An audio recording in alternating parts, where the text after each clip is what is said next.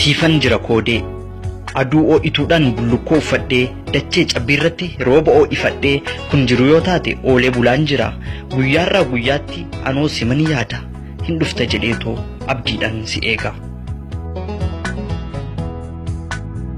Siifan jira koodee namootaan marfamee qophummaan miidhamee boolli tabba ta'ee gaarri na liqimsee addunyaa maraatteen fayyaa koo argadhe kan kufe kuffisee kan ka'e kaasee koodee too na dhibe malakoon wallaale.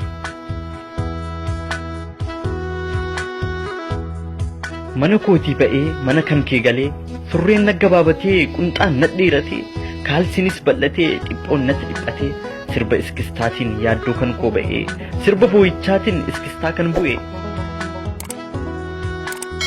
Nyaachaa yoon beela'u osoo nyaatiin quufee hin dhufta jedheetoo taa'een yoon si yaadu abjuu hin hiikamneen sammuu gosa kaalee addunyaa hin beekne qophummaa baradhee kun jiru yoo ta'e oolee bulaan jira.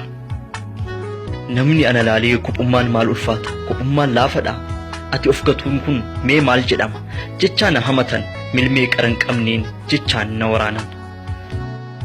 Huuqqinna qaama koo godaannisa fuulaa namummaarra ba'uu koo namni arge hunduu nyaata hin nyaatuu beelawee jedhani dubbiin yoom galee fi tilmaama hin beekne nyaanni garaa malee onnee kan hin quubsine ta'uu yoom hubatan. Na dhagee koodee dhugaan sitti hima.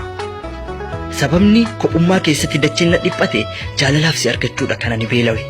Na laali koodee too onneen koo si jechaa bakka ati jirtutti si luuka godaanee jiruu kee jiraachaa jiruu koo dagadhee. Lookoon jaalala keettis morma kiyya hudhee kootutii kukkutii rakkoo guddaa kana keessas na baasi.